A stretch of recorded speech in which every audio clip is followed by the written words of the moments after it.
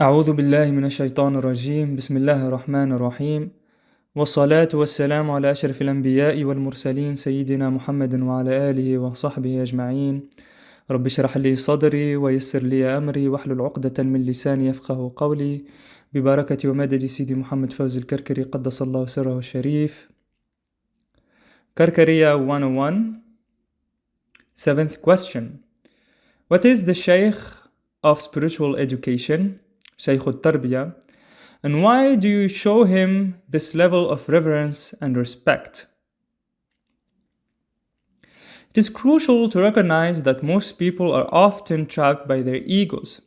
It's challenging for the average person to recognize a true wali, and even more difficult to let go of one's ego to embark on the path of spiritual liberation and enlightenment under the guidance of such an accomplished master. Consider the story of Khidr and Musa alayhim as-salam. Imagine living in the time of Khidr alayhi salam, encountering him with all the dust he might have accumulated from travel, and perhaps with clothes torn from the hardship of his journey. You would likely not believe he is the most knowledgeable person on earth, even more so than Prophet Musa alayhi salam himself. You might treat him harshly, and if you are kind, perhaps offer him charity out of pity. But it is unlikely you would consider taking the servant of God as your teacher, or even ask for his prayers. This is because most people are veiled by outward appearances and lack the insight to recognize the true spiritual value of individuals. It is also important to mention that, unfortunately, those who criticize the people of light often elevate Western ideals and sciences, failing to question even slightly what they are taught by institutionalized sources and institutions. They live like blind sheep, deeply ensnared in the darkness and blindness of ignorance. Now the Shaykh of spiritual education, Shaykh al-Tarbiya, is whom we call the Wali. His role is described in the Quranic verse 257 of Surah al-Baqarah. Allah says, Allah is the Wali of those who believe. He takes them out of the darknesses into the light. End of quote. Al-Wali is a name of Allah Azza wa Jal that He shares with His creation, like the name Al-Karim, by which if Allah Azza wa Jal wants to manifest it in the physical realm, He will give it to a person through whom people will experience God's generosity. Allah will use a human being to manifest the name Al-Wali. The function of this name, as described in the Quranic verse, is to guide the people who have true belief, true iman in the unseen, and in this name, Al-Wali, into the light of God. Hence, the Wali, or the Shaykh, job is defined by his capacity to free the believer, the mu'minun, from the shackles of the physical senses and unveil to them the lights of the realm of the unseen, alam al-ghayb, in actuality, following the fourfold exemplification model established in the verse of light, verse 35 of Surah An-Nur. Indeed, the Shaykh of Tarbiya or Shaykh al-Tarbiya is the one who can journey with the disciple in actuality in both the physical and spiritual realms to help him abstract himself from his physical lower constraints and the limitations and ascend and return to his true luminous self emanating from the realm of divine command, Alam al-Amriya, thereby knowing who he truly is and having a strong grasp through this spiritual actualization into who Allah Azza wa Jalla is.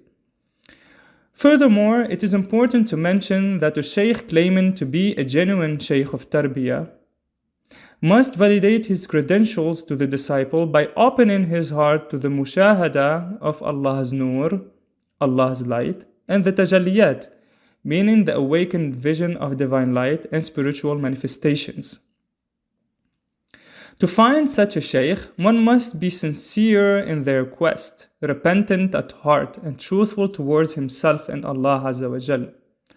The prayer of consultation, the sunnah of al-istikhara, serves as the prophetic method to discern whether a sheikh is authentic. If Allah Azza wa Jal affirms this through a dream or a positive inclination, then the individual has to embark on the path with a sheikh. The moment the disciple experiences a spiritual opening by witnessing the light of God, he must discard all preconceptions and fully embrace the love and proper etiquette required on the path of realization, tahqiq. If these criteria are not met, there is no need for the seeker of the truth to waste their time and energy. They should move on with their lives. They should move on with their lives until they find the right sheikh of tarbiyah.